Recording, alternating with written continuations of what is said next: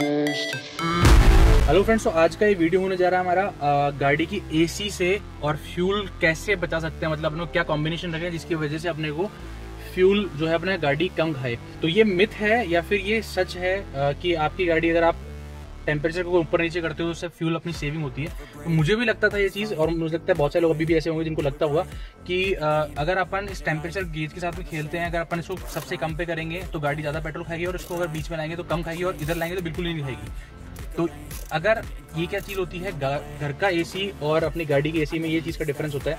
अगर घर के एसी के अंदर वो जो भी टेम्परेचर 27 डिग्री का अपने टेम्परेचर डाल रहे हैं घर के अंदर, जैसे ही एसी का जो सेंसर है वो डिटेक्ट करता है कि आपके रूम के अंदर 27 डिग्री के नियर आपका टेम्परेचर पहुंच चुका है रूम का, तो वो क्या करता है, कंप्रेसर को कट कर देता है। इसका मतलब कि कंप्रेसर जो आपकी इलेक्ट्रिसिटी वो नहीं खाता। बट गाड़ी के अंदर ये चीज़ बहुत अलग होती है कि गाड़ी का एसी जो है वो सिर्फ कूलिंग के ही काम नहीं आता, वो काम आता है डिफ्रोस्ट करने के लिए। और साथ ही के अंदर जैसे अपने अंदर आपने ध्यान दिया होगा, जो अपनी गाड़ी के अंदर पीछे वाले पे लगा होता है डिफॉगर लगा होता है, तो फ्रंट का डिफॉगर अपने आता नहीं है। फ्रंट डिफॉगिंग जो अपन करते हैं सिर्फ एसी से कर पाते हैं। इस चीज़ के लिए ये वाला जो पॉइंट होता है ये डिफॉगिंग के लिए होता है, फ्रंट के लिए।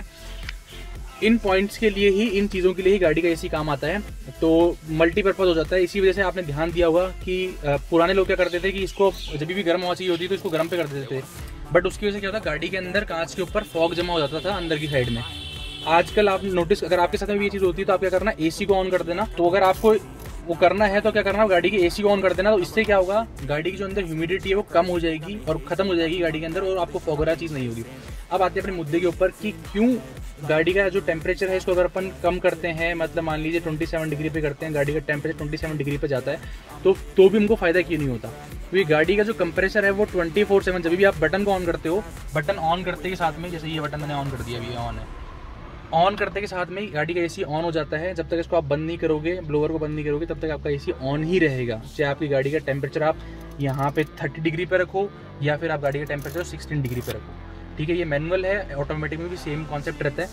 अब जैसे ही आपने ऑन किया एसी, इसका कोई सेंस नहीं है, अगर ऊपर नीचे करोगे तो भी फर्क नहीं रहेगा, आपका एसी कनेक्टेड रहेगा, कंप्रेसर ऑन रहेगा, कंजप्शन उतना ही रहेगा जितना आपकी गाड़ी कम टेम्परेचर ले रही है, ज़्यादा टेम्परेचर ले रही है, सेम रहेगा। अगर गाड़ी का जो ब्लोअर है, अगर ये आप ऊपर नीचे कर दो तो इसका बहुत इफेक्ट पड़ता है आपके फ्यूल इकोनॉमी पे। ज़्यादा भी नहीं बोलूँगा, बट फ्यूल इकोनॉमी पे इसका इफेक्ट पड़ता है। रीज़न क्या होता है कि ब्लोअर जो होता है आपका, जो कि अपने यहाँ पर प्लेस होता है, मोस्टली कार्स में यहीं पे प्लेस होता है, इसका जो एनर्जी कंजप्शन होता है वो बहुत ज़्यादा होता है।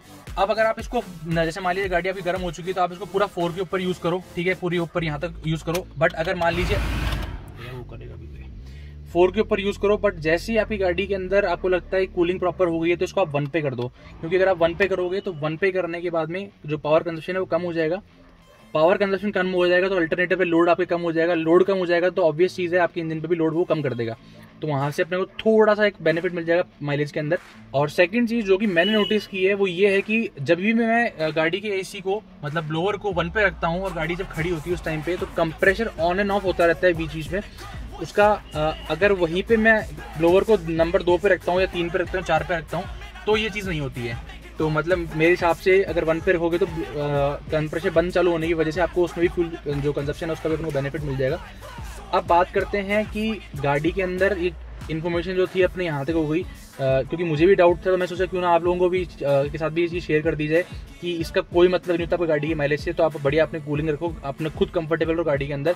और जो बहुत लोग बंद चालू करते हैं एसी को, हालांकि उसका बेनिफिट तो मिलता है अपने को, बट वो ये आप प्रॉब्लम में रहते हो कि यार आप बंद करो चालू करो, आपका जो ध्यान होता है इसके ऊपर रहता है। बेस्ट ये रहेगा कि आप गाड़ी के टेम्परेचर को जहाँ पे आपको लगता है बढ़िया है, जैसे 24 डिग्री पे होता है, ये मैनुअल है, ऑटोमेटिक में आप 24 पे सेट कर दो, या 24 पे या उससे ऊपर नीचे थोड़ा बहुत 21 तक आप सेट कर सकते हो। और यहाँ पे इसके अंदर अपने कंफर्टेबल जहाँ तक हो वहाँ पे उसके हिसाब से आप सेट कर सकते हो। और इसको छोड़ दो यहाँ पे, इससे क्या होगा, ना तो फॉग आएगा और ना ही आपको ज़्यादा ठंडी लगेगी, ना ही ज़्यादा गर्मी लगेगी, और आप भूल सकते हो, आराम से अपने ड्राइविंग फोकस कर सकते हो।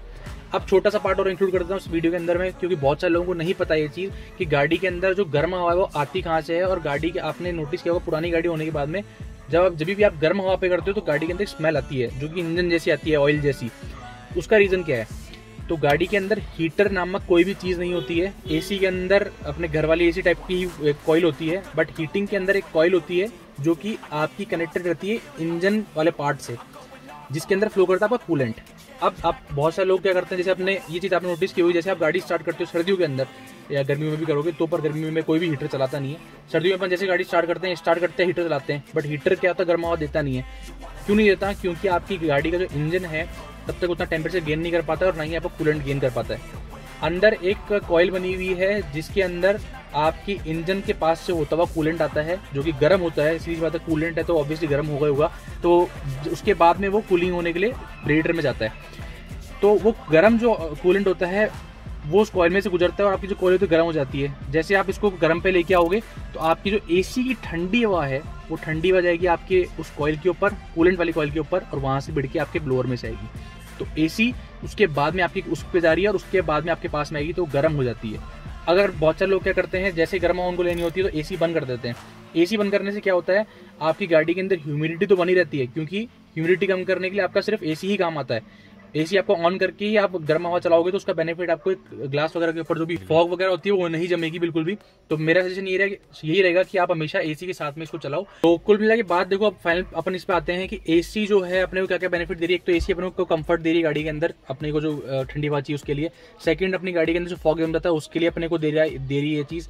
बारिश के टाइम पे आप देखोगे कांच खोल लोगे, कुछ फर्क नहीं पड़ता फॉग के ऊपर, आपको सिर्फ एसी ही है जो आपको उससे निजात दिला पाएगी।